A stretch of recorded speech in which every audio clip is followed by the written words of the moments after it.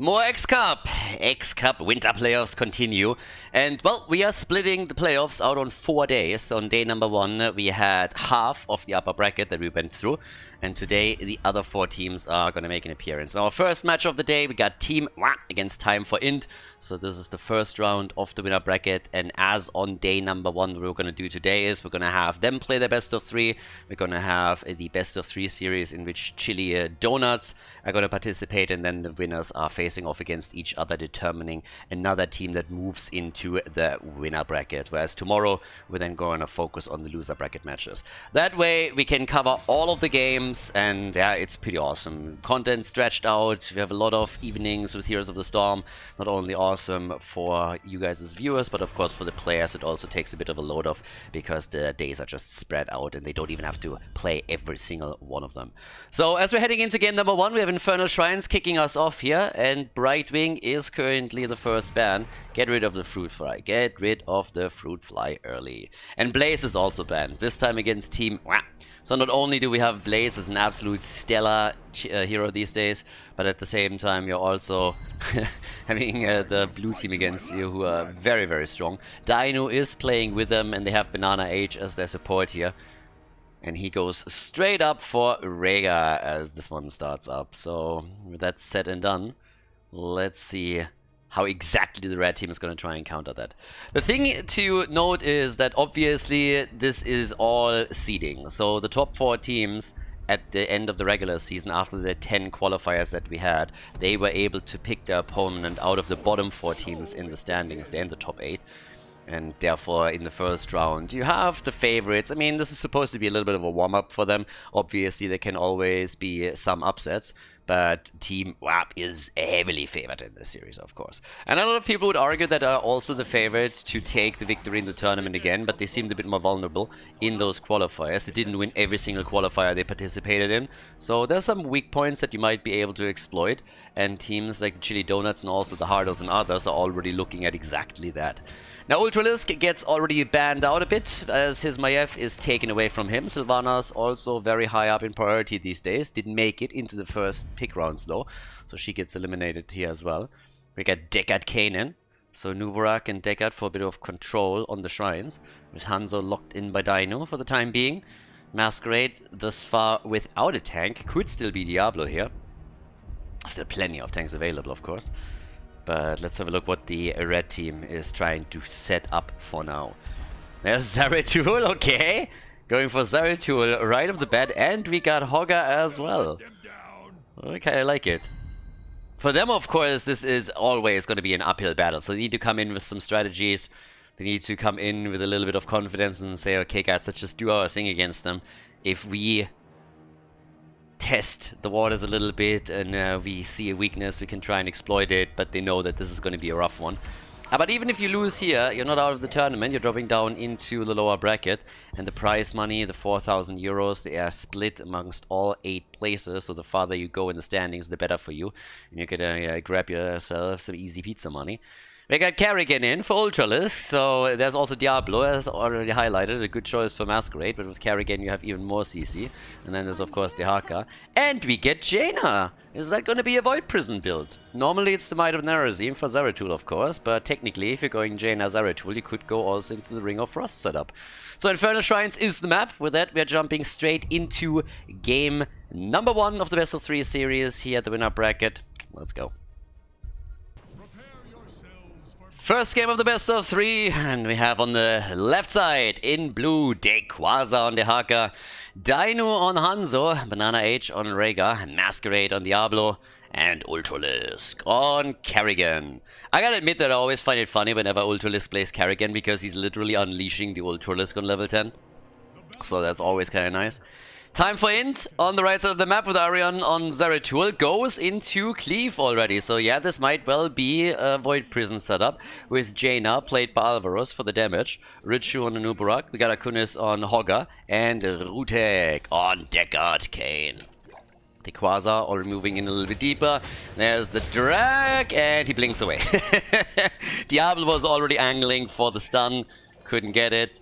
But yes, off we go. We got with the first talents Rega so far not making a choice. The same is also true for Jaina. And here we go. Totem build. Full on focus on that. And what is going on with Zeratul? Yeah, Kerrigan dropping him. That once and for all proves that Zerg are just superior to Protoss. Protoss are just dirty little A movers and cannon rushers, whereas as Zerg you really need to have the skill to get things done, and Kerrigan proves once more that, yeah, Zerg is just better. It's not even a question, it's just like a fact. It's a fact of life. Zerg are better than Protoss. Honestly, everything is better than Protoss. Name one thing that is not better than Protoss. See? You can't. Told you. So, we got our first kill already, all the way up at the top. We got our one-on-one lane established now too, so Dequaza, the beast on the solo lanes. Dequaza is in a weird situation. It's always a bit strange for him because he's the guy that consistently manages to get a couple of solo kills on the solo lane. And because it shouldn't happen most of the time, you can't even see it. So yeah, it's kind of crazy. But either way, they're going for the camps right now. And they're currently trying to get things... actually, I was expecting them to maybe make even a move down to the bot lane and threaten to go for the camp, but they just let it go completely. They didn't even bother. Which is like, yeah, well, whatever, we are not going to get this anyways. Couple of stun attempts here. Urchu, Kerrigan, and forcing the move out. Nicely done. Okay, level 4 talents are in. And team is already back in the mid lane, getting the camp here, trying to push a little bit with it too. First objective is of course soon going to be announced too, another 30 seconds, and the cleave build continues. So it's going pretty old school on this one. Again, these days, most of the Zeratul builds are completely focused on you having a lot of mobility, being able to jump into the opponent's backline, trying to take one of those squishies apart, and then move back out. Mobility is key, and Might of the Nerazim is the tool that you use for it. And all of that has honestly been introduced by some of the European players, like Tai, Dainu and others, and then was emulated also by other regions. But every now and then you still see a Void Prison build sneak in, either to just isolate targets in general within the team fight, or to set up a wombo with someone like Jaina. So there is the option of trying to go into a Ring of Frost, unless of course they want to use the Water Elemental to control Kerrigan a bit more when she starts to make her engage. But yeah, we'll see how this is going to go for them. Either way, a little bit of pressure here in the middle of the map already. Nothing too crazy. Camps have been taken, both of them. Shrine is also activating, this time in the middle of the map. And Kerrigan, is she going to be in trouble here? Ultralisk is currently ultra stunned. Ultra slowed as well. Rutek, the old man, zoning. And here comes the cavalry as Masquerade is coming in. Doesn't have to blow anything today. So apparently the mouse is working. He wants to go for the solo kill on Jaina. I like the ambition, but that's the end of him. So, yeah. Wanted to be a hero, and then he went 1-4, and I don't know, like that was just a little bit too much for him to handle. But I like the optimism. You know, oh man, he went in and he's like, what? I can get the kill easily. And very, very quickly he realized that that wasn't working out the way that he intended. And of course there's too many slows involved there as well. So Masquerade goes down. Maybe he needs to blow into his mouse a little bit harder. Could be that there were a few issues. I seriously hope that he bought himself a few more mice after the event in Miami. I mean, he definitely won enough prize money. So that should be a thing. They completely ignored the Punisher, by the way, so they instead were going for damage down at the bottom of the map. The problem is also that this bad boy is a little bit late on being baited over the wall, so there's already severe structural damage done. And that is, yeah, that's a lot of work that they're doing here. They let the Punisher go, they let the... it's the first one. You can let the first one go. You can clearly see that they're aiming for level 10, but they're still losing an Uburak, and Zeratul is also barely making it out. If Akunis is going a bit too far, then, I mean, they're going to lose this fort for sure, so careful. Yeah, but Akunis is here at the top, gets bullied around a little bit. I mean, he's asking for it at this point. So, yeah, he gets away. But the fort is still gone, and that's with the first objective. Now, you can always argue that letting the first Punisher go is not really the biggest deal. Normally, don't lose the fort, and you can still get to level 10, but they absolutely sacrifice the mid lane. And that's a problem. And here we go. We currently have Masquerade trying to go for it again. Okay. Yeah, bathrobe boy. Ooh, that arrow doesn't hit anything. Dino! Either he's drunk or he's not drunk enough, but that arrow went nowhere. That's obviously one of the plays that you can sometimes just YOLO out when you're so far ahead in experience that you grab the early level 10. If you take it and you immediately throw an arrow like this out, if you miss it, it's not a big deal, but if you hit it, you might get a kill. And by the time the opponent has level 10, he nearly has the ult back. They really want Jaina, by the way. There's a lot of hate involved here. Masquerade. He always seemed to me like the summer boy, you know? In Miami at the beach, that's the impression that I got. So when he sees Mrs. Frostfinger over there, he just goes for it. And off we go. This is exactly what we talked about during the draft already. We got Void Prison and we got the Ring of Frost follow-up. So we'll see if we can get something done with that or not. Bing, bing, bing, bing, bing. Arcunis way back. Stequaza this time missing the drag completely. But they still want that fort, don't they? Yeah, they are aggressive now. They wanna. The thing is, if you apply pressure to your opponent and you know how far you can go and you're just towing that line, you are forcing them eventually to make some mistakes. And that's what they're currently trying to do here. They're forcing them into a position where they will maybe step out a little bit too far, where the Haka can get a quick tongue connect, drag them back out, and then Carrigan and Diablo can follow up. And you can already see that Dibbles is right here. So yeah, they are waiting for that play. Carrigan is also coming in. With Hogga at the top, soaking experience. They want the move. They go for Jaina. Arrow, Deckard Kane, and Jaina is dead. Yeah, the VP, that VP is doing nothing. I'm really sorry to say. If anything, they can walk away a bit, but that VP came in a bit too late. If you want to combo that off with Jaina's ring, it needs to come a lot sooner. So now with Jaina gone, the damage is not there anymore. The VP has been used. Zeratul is at half HP, and that allows the blue team to use this little wave and move in for fort number 2 and take that down as well. So 2 forts are already taken down pretty easily. Nicely done. That also leads us to the next objective at the top side. The shrine just now active. Jaina's at 11,000 damage. Hanzo is at 17k. And there's still a few camps to be taken. So, yeah. This is not too bad. That was a really good position for them. Now, obviously, I have to highlight it again. First round of the tournament. This is clearly, it's clear who the favorite is. I mean, seeding, this is the way that seeding is supposed to work. Oh, Jaina, the Ultralisk from Ultralisk came out. Now we have the Chrysalis in as the talent advantage, gives them an additional lead. Deckard Kane with a big one. Another setup attempt here. But the problem is that their damage dealer is gone. So you can set up Jaina as much as you want. If she is already dead, then that doesn't do anything for you. Yeah, she can't die. A frontline Jaina is never really a good idea. And this is kind of problematic. But yeah, we have the red team just falling away from the top. They know that they can't win anything here any longer. And it's not like they're Team Ash or anything. Team Ash would probably just stuck around and see if they can maybe get a sneaky kill in. Look where Masquerade is. Masquerade is just hiking. Diablo's just hiking. You know, it's just sitting there. It's like, boys, it's a little bit. I'm going for a walk. It's a little bit boring. Look at that fucker.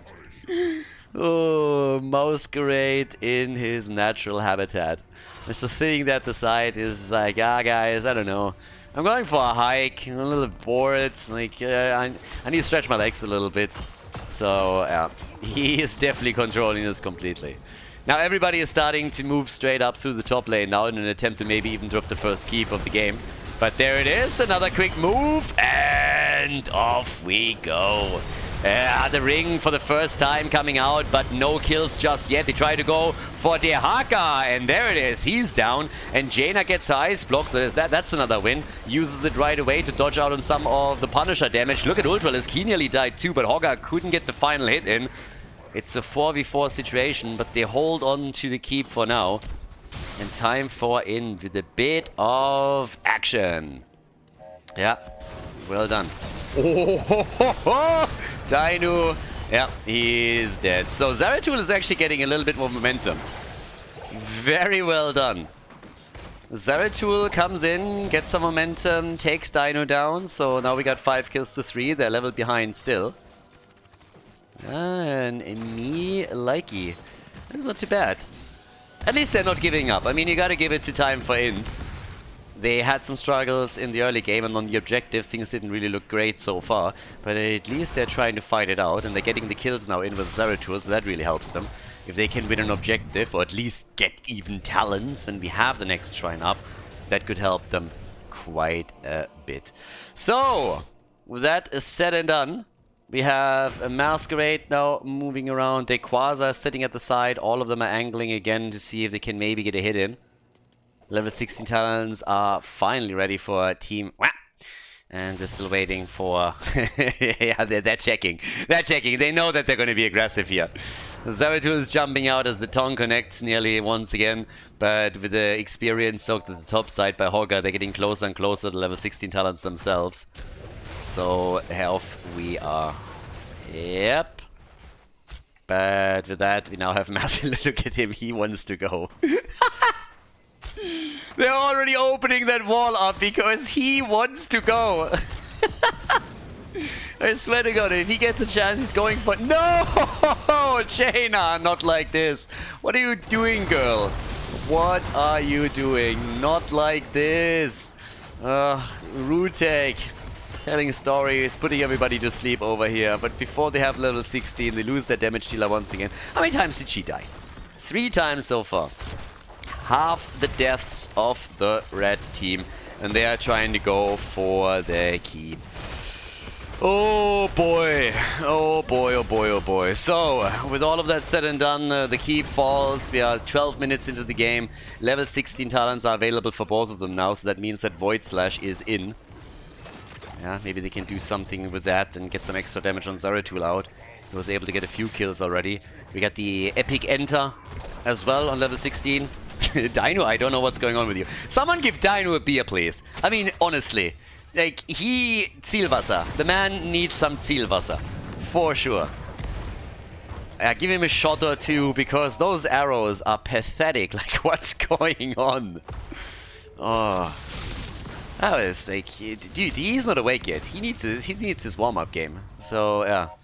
It was arrow number 2 and number 3 that completely went far. Like, I mean, it wasn't even close, right? So either way, we now have an opportunity to maybe finally get a Punisher for Time for In. And this is their best chance, and they know that too. They have level 16 against level 16, so they can make the play. Jaina is already finding herself in some trouble though, so that's a problem. In comes Deckard Kane, and goodbye Jaina. Yeah, this pick is just not working out for them. Jaina is dying too soon in these fights, way too quickly. Everybody is low now. They try to go for Zeratul after they already have 2 kills, trying to go for the triple. He goes for the VP and then immediately moves away. What? Kerrigan! What was that? She just fucking teleported. Oh, please hit. Please hit. Ah, that would have been it. Can you imagine if that arrow hits? Yeah, Kerrigan with the big boy teleport. Take another look at this one. Yeah, we're gonna look at him. Look at him. Here's a VP, and then here comes Kerrigan. Zip! Oh, that was a bit ruthless. Now, all the way up at the top, the keep is also gone, so that means that 2 keeps have now been eliminated. Kerrigan, after just teleporting across the map, finds herself now on the shrine and is trying to go for the next Punisher. We got 8 kills to 3. But yeah, some nasty stuff. The Quasar's already getting pinged. The Haga moving back out. They haven't lost a fort yet. We have 32,000 damage for Hanzo. Zeratul is at 21. Hogger's at 26. Jaina at 23. But with the Punisher, they might even be able to go for the core now. So, yeah, there's that. And here we have it. They're starting to move straight through the middle now. Level 20 talents are available. Yeah, they want to go for game. An arrow that hits! Nice! And the Punisher follow-up! Nice! Hail to the king, baby! Yeah, if you have a Punisher that just goes ham like this and sets the kill up for the team, then you gotta honor it. Now we have Hogger down 2. The keep is gonna fall. The core is already being attacked. Zeratul is dead! And so is Rutek. And this is game, everybody. A 1-0 lead for Team as they are mercilessly marching through the red team. They are going through time for it like hot butter through cheese and lock in the W on Infernal Shrines. GG! Well played on map number 1 of the best of 3. Before we head into game number 2, make sure that you subscribe to the channel if you haven't done it yet so you don't miss out on any future content here on Khaldor TV. Towers of Doom, map number 2. The blue team is in the lead. They are supposed to. This is pretty much a number 1 team against the number 8 team. That starts things up with. Don't forget, we're in the first round of the winner bracket, of course. Time for Int had some nice moves there. And yeah, like, I don't know. Despite the fact that they were really fighting for it and they were trying their best at the same time team-wise, just a bit out of their league, of course. So, yeah, playing here with a full setup, having Dino in the mix now too. Who's obviously also doing a lot of the drafting and decision-making for them. That's why it was a pretty big blow when Dino couldn't make it to the event in Miami, and obviously Maka stepping in really helped them. He has a lot of experience and really came through for the team. But still, together with Dino, they're obviously a lot more dangerous. Tales of Doom, and we have an immediate ban on Dehaka. I see a Blaze pick in the near future for Dequaza, unless of course he gets banned out now. I honestly wonder if Dequaza is sitting in these drafts and just hopes that Blaze gets taken away from him, or if he wants to play him. At this point I just gotta assume that he wants to play something else every now and then. And yeah, time to make some choices. Time for Int. And Blaze or no? No, they go for Jojo. Are we gonna get the Blaze pick, or is Dequaza bleeding silently that they're going for other picks first? I mean, on this map at least, he gets to play as Dehaka every now and then. But what do you first pick here? 2 supports have already been banned out. Technically, they could start things up with the support again. Yeah, what else are we getting? Come on. Greymane! Look at that! A Greymane first pick. Alright, color me intrigued. Is this one of those instances where team says, okay boys, let's have some fun?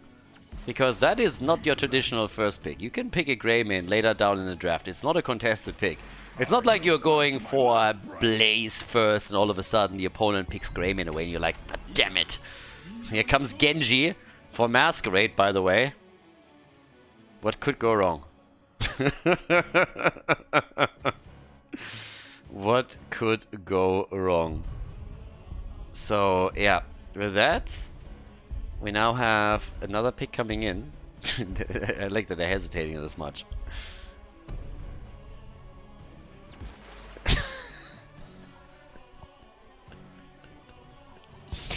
So much for the question if they are currently doing a little bit of a meme. We actually get a Morales here. Yeah, that's wild. So we get Morales, we got Genji, and with that, the immediate question, of course, what else they're gonna do. Normally when I see a Greymane and I see a Morales, I would say I go for Tyrael, but honestly in this case, what do you care if they pick Tyrael or not? Do they well, I was about to say, do you really think that they're going to fly into the bell towers and try to cheese them, even though they can't attack the core? And they are, honestly, I wouldn't put it past them. Like, even with you not being able to attack the core directly here, I would not put it past them at all. So, yeah. But yeah, either way. That leaves us with Banana H and with Dino. I want to highlight that so far Dequaza is on Morales, so we'll see. And yeah, next 2 picks. Varian and Sylvanas. Okay, so we got Gavarian with the taunt. We got Blaze with the follow-up stun. Sylvanas with the Veiling Arrow. But the moment of truth. What else is being picked here? I'm already a bit terrified, honestly. Like how far does the trolling go? Yeah, don't do this at home, kid. Oh shit. The Vikings as well. Are you kidding me? Oh boy. And I'm like, the fuck is this? What the fuck is this? Morales, Ana, Vikings, Genji, and Greymane. Oh god. Okay. Oh my god. Yeah, and here comes Illidan on the other side. Oh, this game, I mean, I have no, honestly at this point I don't even know who's going to win this anymore, but I can tell you one thing, it's going to be entertaining. So yeah, Towers of Doom map number 2, everybody. Let's go and figure out if this comp can win. And please don't try this at home. Please, just don't. Team Wa against Time for Int. Alright, this is gonna be a little bit wild here. In the Nexus Cup, when they were ahead, they picked Nova, they picked Nazeebo, they went full YOLO, and I guess today they are following the same tactic. We got Dequaza on Greymane. Banana H is playing Ana. Banana's been played by Banana. Dino and the Lost Vikings, Ultralisk on Morales, and Masquerade is playing Genji.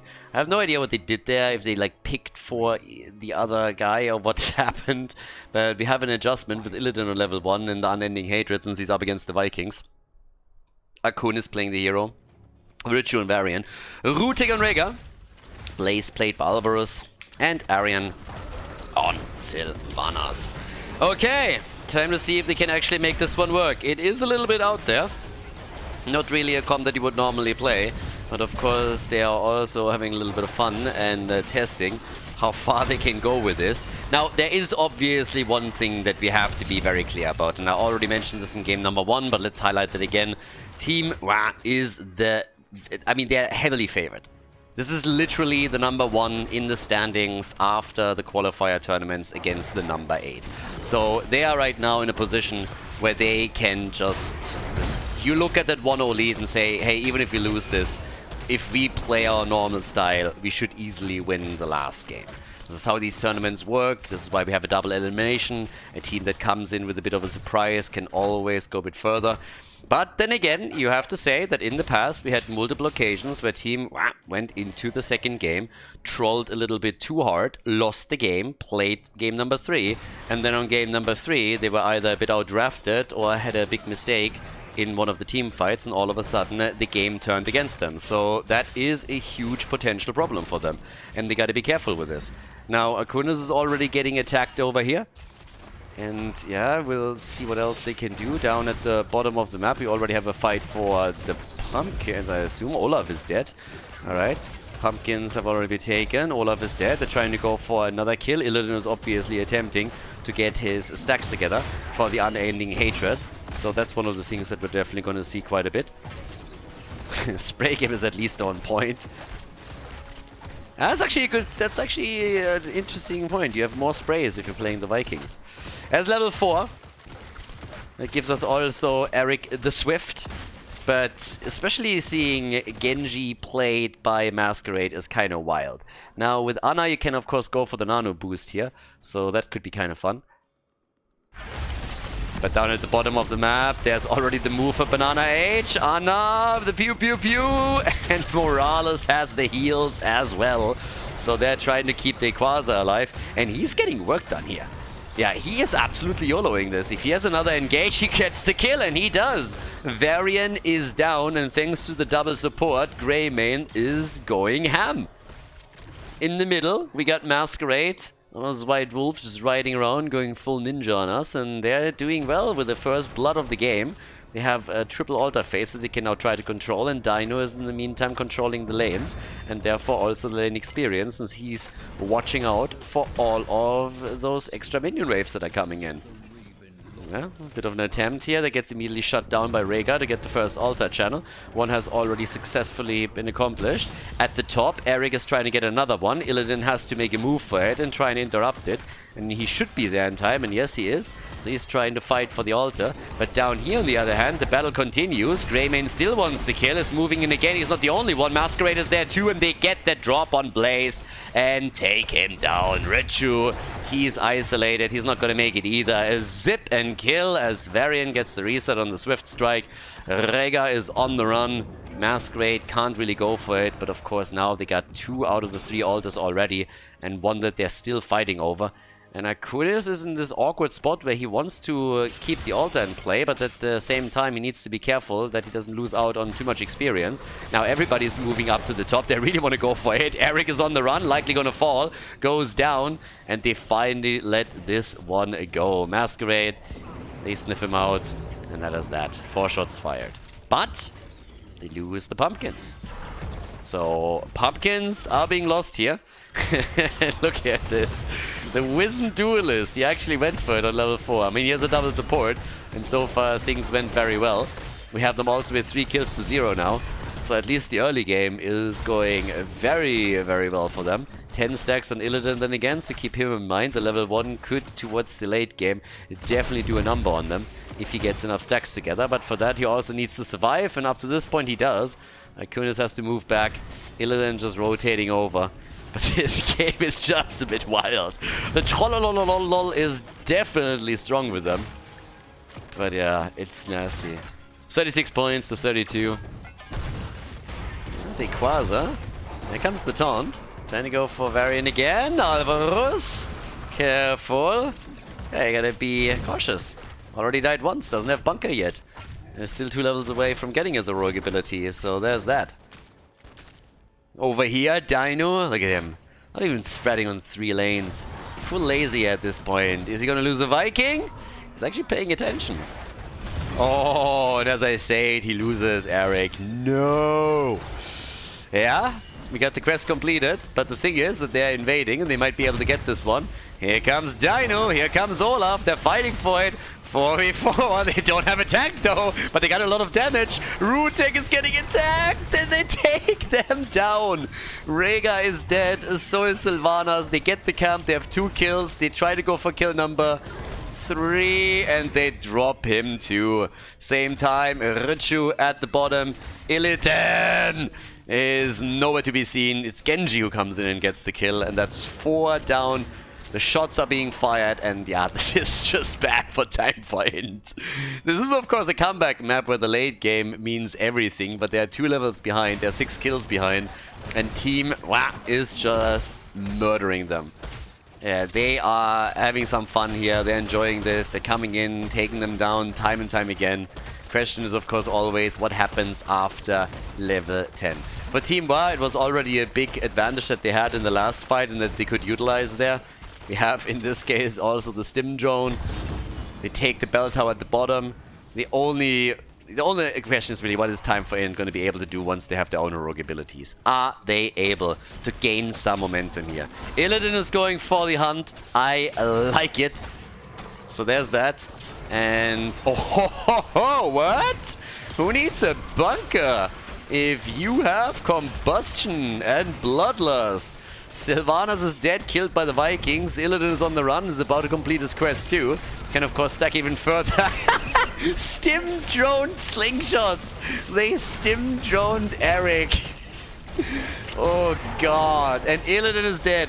Combustion and the damage, but it's not enough to seriously threaten them with the double support.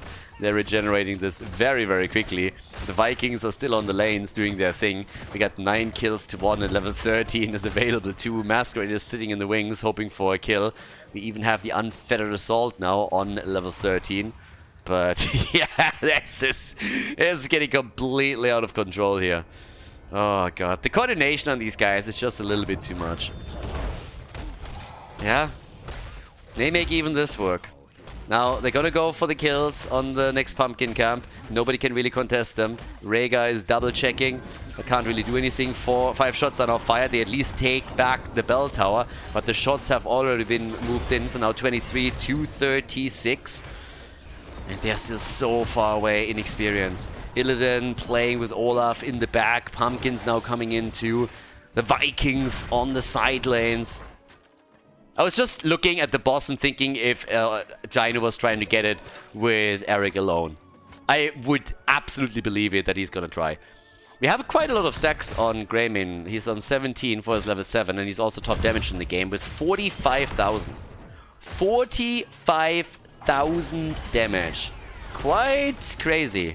And they are again going with Eric again. There's the move for the backline, but Banana! No! Alvarez! He gets the hit out and finally there's a kill. Ana is down, the Vikings are moving into. They go for Alvarez, he's dead, but so is Greymane. Yeah, Illidan, our boy, is getting a little bit of momentum in these fights. And we are still in the earlier stages of the game, only 9 minutes in. Imagine him getting more stacks and reaching a super hard late game. They're going for mad control here, and Illidan is chasing. Illidan is chasing a little bit, has to let Morales go towards the end. But still, this is something that we're going to keep our eye on. Illidan with stacks, getting more and more of that. Alright. Genji is already moving out right here. Nothing else. Gotta be careful though, because Sylvanas is also a little bit low. Nothing for her. And Illidan is just doing her work. Akunis, he's the one that they really have to hope for in the later stages of the game. He needs to deliver. But the gap in experience hasn't really been closed all that much. So yes, they got a few kills, but they need to do more than that. There's already aggression around the altar at the top right, whereas the Vikings are easily channeling on the left side, as you can see here from Dainu. And this time they're going for Morales' ult on Greymane. They're going for Varian. There's the kill. They're driving the fight past them. Illidan goes into the backline in an attempt to put pressure onto the supports, but even that isn't really working out for them. Eric is already gone, but he's the only one. There's Bloodlust and Combustion. Alvaros is low though, and that is the end of Blaze. Nice damage against Genji on the other hand, and Masquerade is dead. Greymane, he knows he's gonna die very likely here, but he wants a kill, and they get it. They get it with Morales, and Greymane doesn't die. Greymane is still alive. He wants to go for Illidan, and they take him. Illidan is dead. They got level 16. They also had the additional shots, so now they are 14 kills to 4. 15 points on the core of Team Time for Int. Absolutely nuts. Now, the damage output has changed a little bit. Greymane is obviously ripping them apart. He has at 69,000 damage now. 41,000 for Genji. Sylvanas can just simply not keep up with this. Neither can Illidan. Now with Illidan, of course, his damage is going to increase as the game continues, and he is continuing to stack his level 1. But it's still one of those things where he needs a bit more room to work with. If they can get bell tower control and the distance to safety is getting bigger and bigger for the blue team's players, then maybe they can chase it, but the fights are not really going well for Time for Int. Even talents, maybe. The problem is that with Greymane I also have a tool that can just simply go for those structures very, very easily. And he is at 22 stacks now, also for his Wizened Duelist, so that's a lot of damage that he can put out here. Also with the Alpha Killer on level 16 being available for them. Illidan is at the top, so they're going to try and go for a trade here on Bell Towers at least, since they lost the bottom. There's a triple altar phase coming up next, and that is a lot of potential damage to the core, even if you only lose 2. But yeah, Dequaza, oh, careful buddy, he's a little bit deep. Double support is helping them, of course, but still gotta be careful how far you go with this. Now it's level 16 versus level 16 talents now, finally. 4 altars to 4, and Masquerade needs to be careful. Gets attacked right away, but is able to move back. Double support is a pretty nice thing if you want to keep someone alive. So yeah, that helps. But Sylvanas is going for the channel. 4 shots fired. Eric dies. Another 4 also towards the right side of the map. And now it's only a question of who takes the top left. Is it going to be single digits on the core of Time for Int? Or what are we going to see here? Masquerade. That's how you face check a push. Look at it. Moves in and then zips out. Quick spray. Also not being shy about it. Sylvanas is getting attacked at the same time too. We have 84,000 damage for Greymane. Is he going to get the Morales ult again? Where's the stim drone when you need it? There it is. Illidan gets attacked, but first it's Sylvanas that gets ripped apart. Here comes at least the ult on Blaze. He goes for the combustion, but Rhaegar is also down.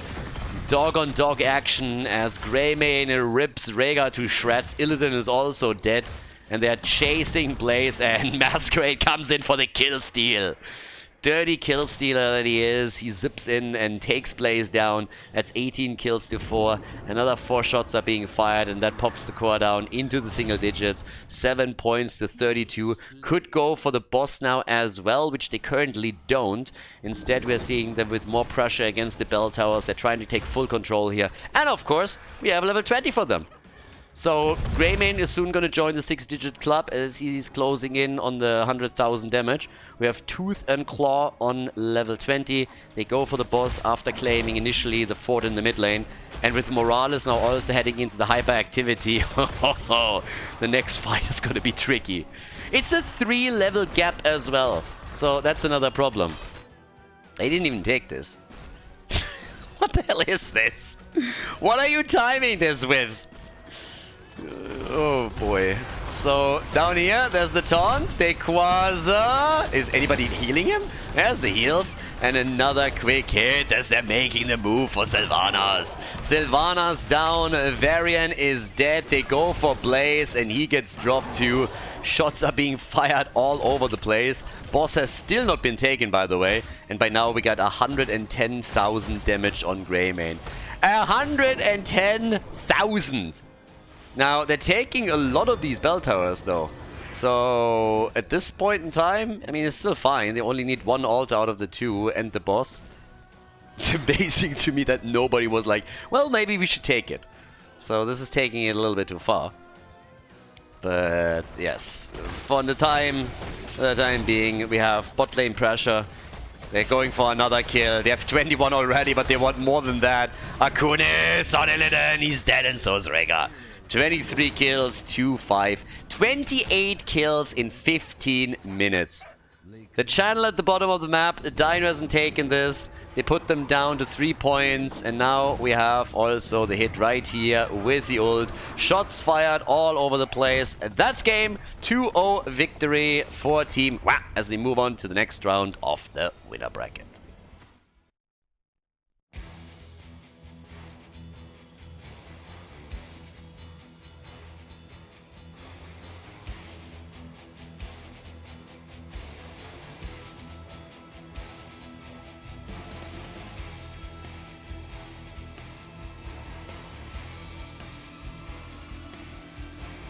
Thank you everybody for watching the video today. I hope that you enjoyed the show and the commentary. And keep in mind that the spoiler protection that is going to run for the rest of the video is made possible by all the support on patreon.com. So guys, if you want to support my work, if you want to help me start new projects and keep the spoiler protection in place, please consider heading over to patreon.com/Khaldor. There's also a link in the YouTube description and check that out. Thanks in advance, and see you guys next time with more esports coverage here on Khaldor TV. Have a great day.